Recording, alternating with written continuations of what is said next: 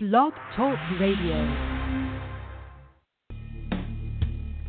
Welcome to Institute for Personal Development, where total consciousness is the new frontier. Kriya Yoga is the union of the individual with the divine. Join us as we explore the practices that initiate this process. Good morning. Welcome to the Voice of Yoga. Let's talk consciousness. I am your hostess, Lisa Winton, and with me is Kenny Choi, also known as Swami Jayananda, founder of Institute for Personal Development, located here in Hampton, New Hampshire. Good morning, Swami. Thank you for being here today. How are you? Good morning. I'm doing well today. How about you? I'm doing great today, and thank you, listeners, for tuning in. Today on the Voice of Yoga, we will talk about the process of changing lead to gold. The alchemical process of changing lead to gold is a metaphor for moving consciousness from Muladhara chakra to Ajna chakra. We will discuss the ultimate gold metal available to every human being. Listen as Swami lays out the evidence procedure for Apotheosis and shows you how to stand on the podium of life. Welcome to the Voice of Yoga. We are talking consciousness. And join our Kriya Yoga Spiritual Advance. Get the light in your soul and experience the benefits of your gold medal. So, Swami, what a great day for a show about the Olympics, since we just had the closing ceremonies in Rio last night.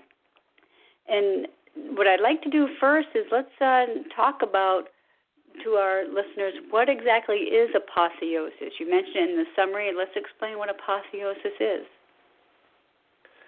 Well, apotheosis is the process of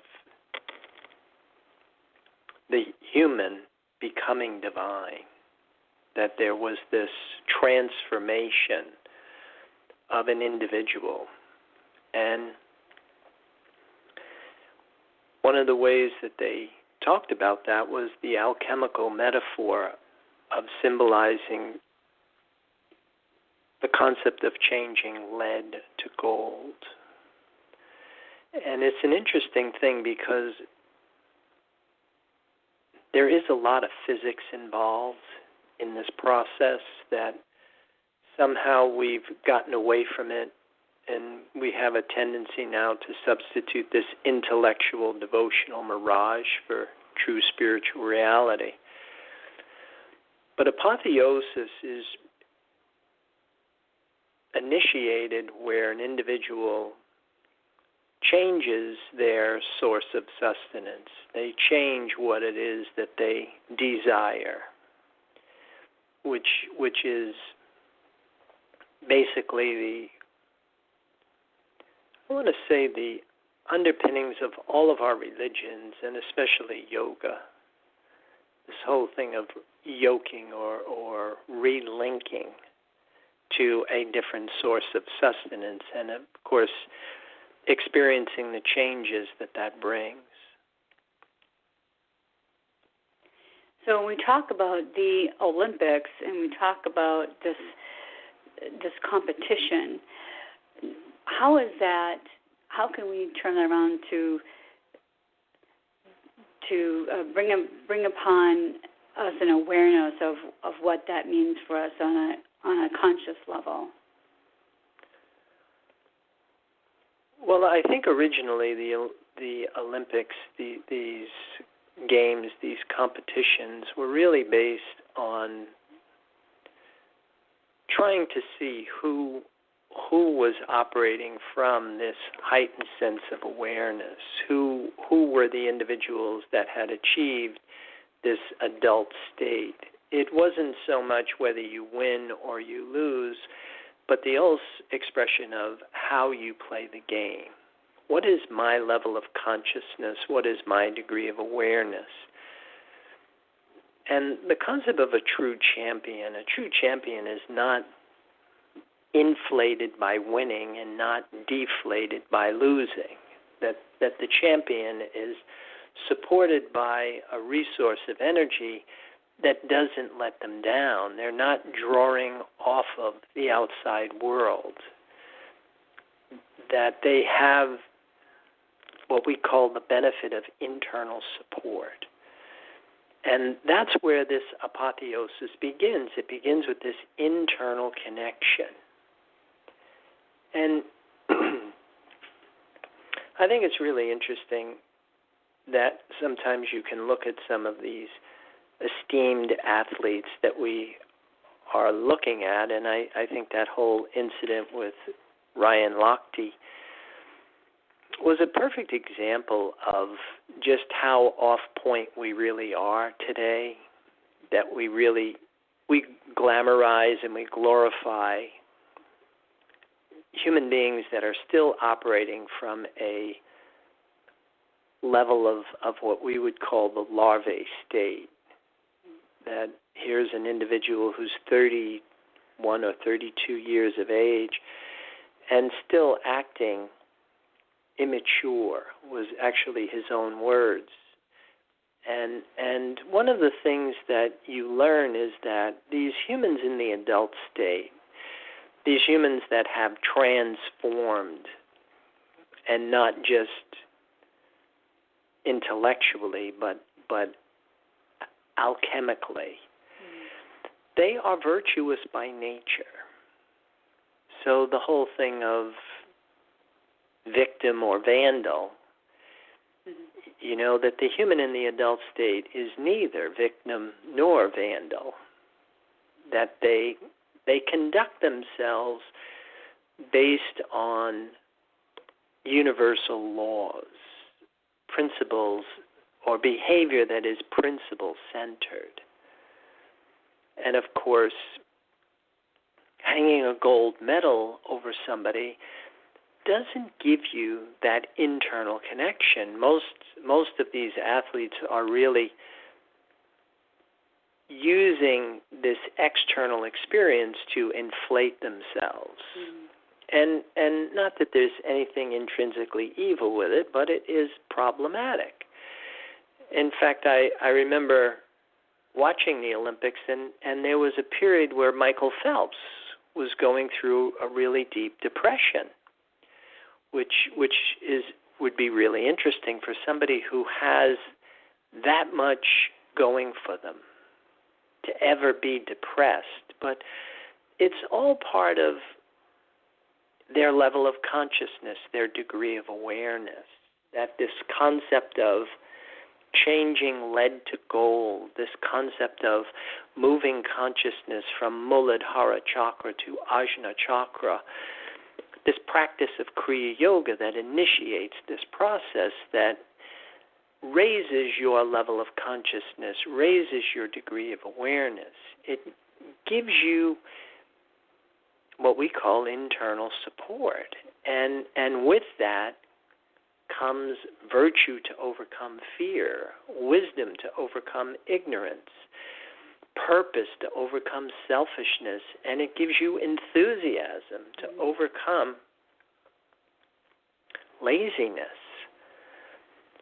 And there's just so much missing in our Western socialization, and I don't really even limit it to Western socialization anymore. I think it's global. I really don't think we get it. And so as a result,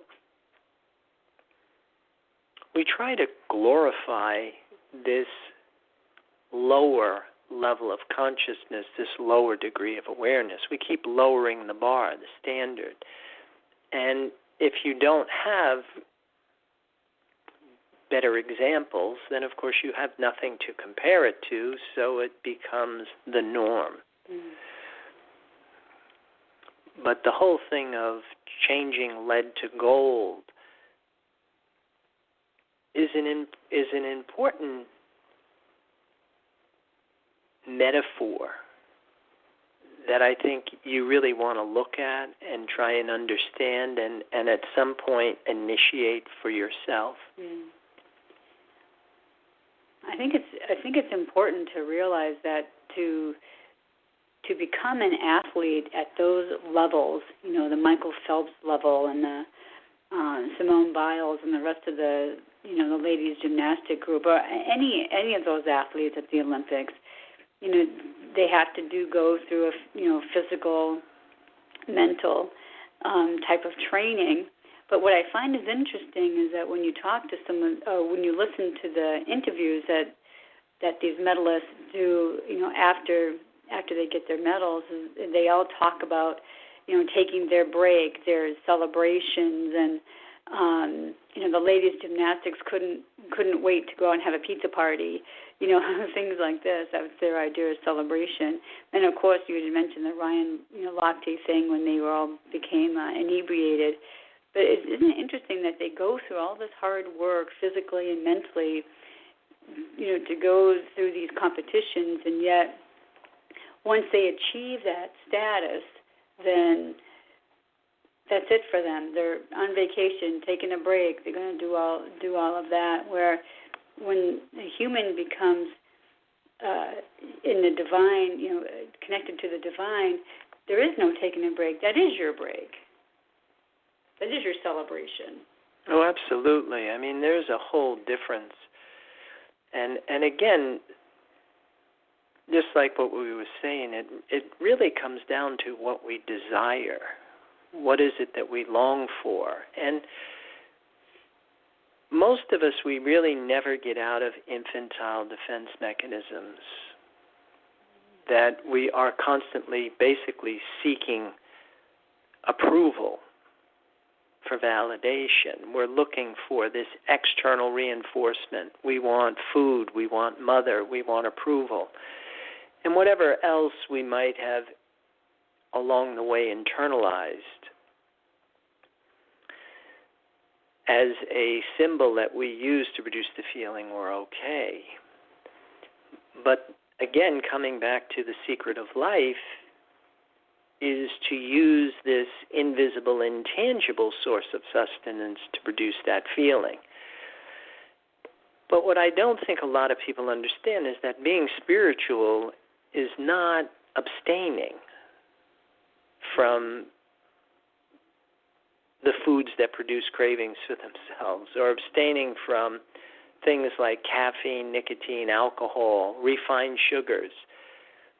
It's not abstaining. It's indulging in a different source of sustenance. So again, you don't do all of this training and then go out and reward yourself with and become intoxicated with alcohol. It wouldn't happen because you are intoxicated with the life force. And so whether you are swimming in the pool or you are on the balance beam or wherever it is that you are, you have that sense of indulging yourself in this life force. And what that actually does is it produces a level of consciousness and a degree of awareness, but it also produces confidence. And it's not dependent upon what the judges give you for what you just did. That you would still achieve a high level of performance and perfection in your endeavor, but your sense of self would not be dependent upon that. I remember listening to an interview that they did with Tom Daly, the diver, and he didn't fare very well on his last competition and didn't even make it into the finals. But when he was interviewed, he didn't seem to be completely distraught over it. I'm sure he was disappointed, but he seemed to have a pretty healthy attitude to me about him not making it to the finals. And it was like, I worked hard, I did the best I could, I was still happy with my performance, and I'm just going to continue to work hard and pretty much see you in the next 4 years. I thought that was a pretty healthy attitude that he had. Yeah, you're probably right. And also, I mean, there were other things in his life that were going well. He was just engaged, and so sometimes that can be just enough to hold you together. But if other things were collapsing and you were using the Olympics kind of like to validate yourself and have a stronger sense of self, then you're more in a crisis than if you've got other things that you're using to, again, produce the feeling you're okay. And that's one of the things that we typically try and do is we try and multitask. We try and have a lot of things that we use so that we can try and hold ourselves together.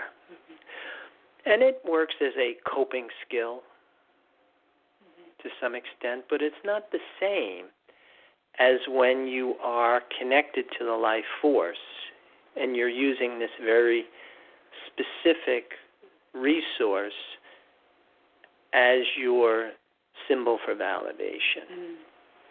All right. Okay, we're going to hold that thought and pause to hear a word from our sponsors. So, listeners, we'll be back in a few moments. Om Purnamada Purnamidam Purnamudachyate. If you are looking for a samadhi-based experience, IPD Kriya Yoga has the goods. A complete yoga program that includes the practices and the process. Starting with the separation from mother, including the labors and tasks of the hero and the return as a whole person. Practice makes perfect only when practice is whole. Kriya Yoga is a path of action, knowledge, and devotion. Samadhi, or total consciousness, is experienced by knowing and doing with devotion. Call or click now and get started. 603-929-0303 or www.ipdtransform.com. Namaste.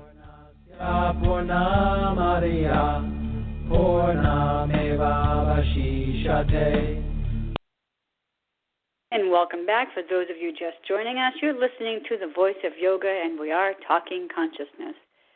So, Swami, I want to talk about the medals that are given at the Olympics, and you have the bronze, the silver, and the gold. How does that correlate maybe to the levels of consciousness that we talk about? You know, you're either in animal state, human state, and divine state. Do you think there's a correlation there? Oh, I'm sure that there are ways of measuring your performance, and so as a result, there are ways of measuring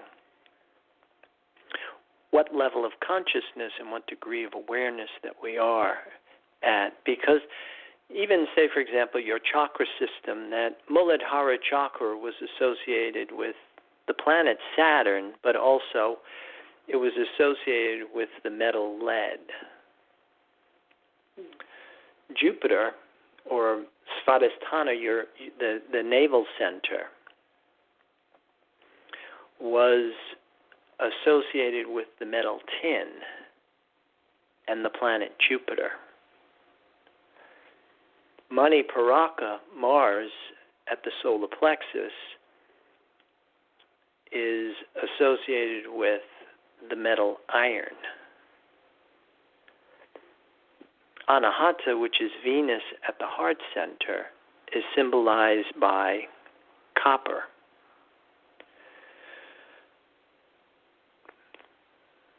Vishuddha chakra, Mercury, at the throat center, is symbolized by what was called mercury or quicksilver. And then Ajna chakra, the sun-moon center.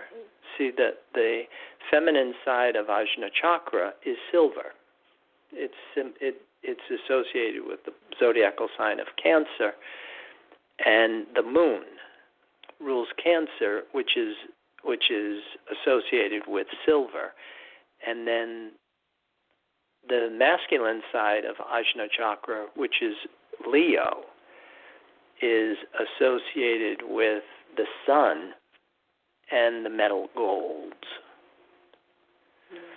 So the whole thing of associating metals with a certain degree of performance and changing lead to gold, this moving consciousness from the root center to the third eye center was a really important phase in development. And there's a lot of metaphors out there that kind of help us understand where we might be in our level of consciousness, because I remember years ago hearing, a statement that not all that glitters is gold. And there's a lot of shiny metals out there. In fact, even lead, if you get over that dull finish, you can kind of polish that up. It will oxidize pretty quickly, but you can actually get lead to shine a little bit. But the thing is that you want to understand that there is this process in development that is missing. That we have to separate from our attachment to what was referred to as mother. And then we had to embark on this hero's journey. And there was a lot of things that we had to be able to do, not just physically, but mentally figure out. And then, of course, this return to become king, which is this process in development that typically is missing. Somehow we seem to have followed the teachings of people like Freud, that really started this whole therapeutic mentality, which is basically just how to manage remaining a human in the larvae state, how to try and cope with what's really going on in your inner environment, this interplay between matter, mind, and spirit, and where these collisions are happening. Because if we don't give this thing called spirit our undivided attention, we're going to have problems. And what Scripture tells us is we're starting out being attached to a resource of energy that is limiting. We're in the realms of suffering and decay. The key here is that you want to be able to get out of it while you're still in the physical body. And there's a lot of stuff out there that just really encourages you to stay exactly where you are and to continue to survive, and we will give you all of the tools that you need to survive. But if after a while you really get tired of surviving and you want to grow, then you're going to need to initiate your process as an individual. And what's amazing is that I really think that if you employed what it is that we are teaching people and you decided that you wanted to be an Olympian, that it would enrich your ability to do that. It would enrich your performance, and it would give you tools that you could actually grow psychologically and spiritually and still perform at your optimal best. Right. Well, it's just like not all athletes are the same, and not all yoga instruction is the same. So this might come as a shock to some people who want to study yoga and practice yoga, and they may not understand that it's not just working on the asana postures. It's all about purifying the body, which I think the athletes do very well. When you look at them, they look like the epitome of what you think an athlete would look like. But then maybe it stops right there, like in the case of Ryan Lochte. Obviously, he hasn't gone any further, in his human development maybe. So I think that's important to understand that there are different types of yoga training out there. So how does somebody maybe first listening to this program, how would you guide them on their first steps of becoming an Olympian? Well, again, it's not whether you win or lose, it's how you play the game. Going back to what is my level of consciousness, what is my degree of awareness, and what is it that I'm using to produce the feeling that I'm happy? I remember years ago reading that book, Born to Run, and there was a guy who was watching these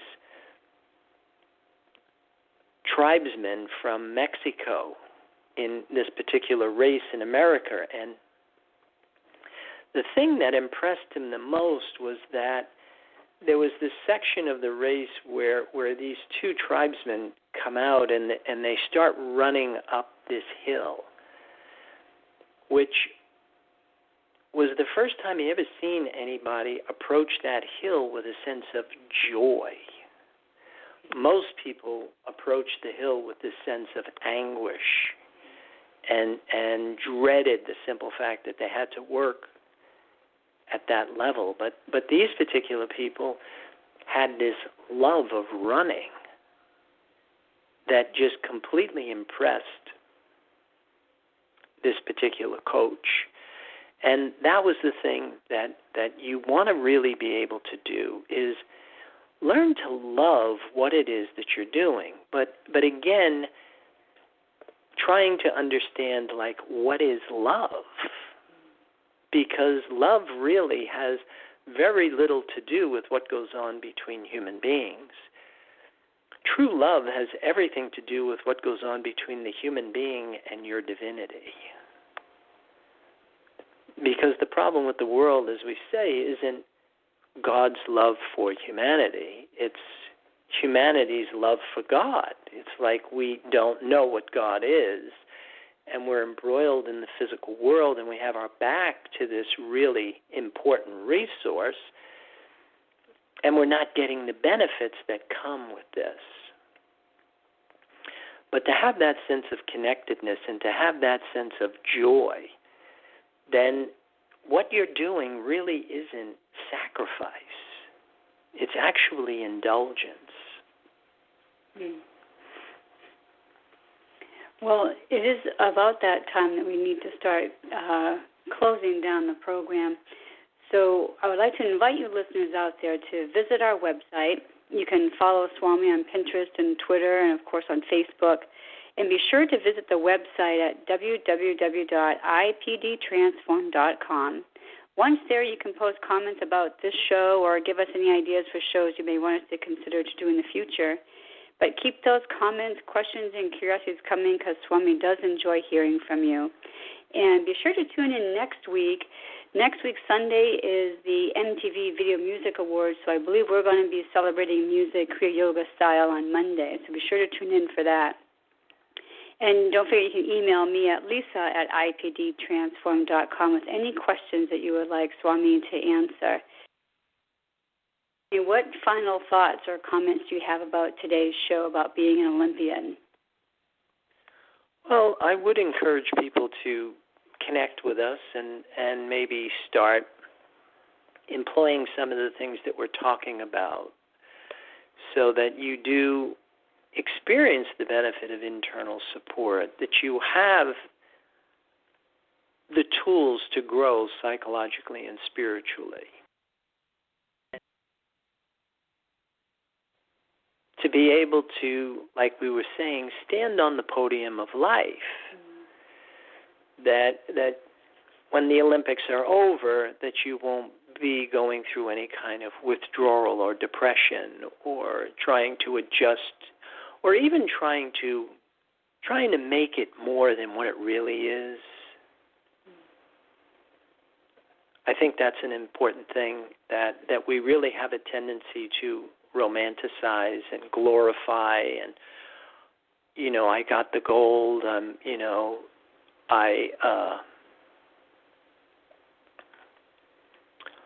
the world's fastest man, or whatever it is that we associate or identify with in order to try and make ourselves feel good about ourselves, that if you could actually feel good about yourself because you feel connected to this life force, that you feel connected to something pure, powerful, and sacred, then I think you are truly a winner. And with that, I'll wish everybody a good day. Namaste. And thank you for listening to our program, The Voice of Yoga. This is Lisa Winton along with Swami Jayananda signing off. Have a wonderful Kriya Yoga kind of day. Namaste.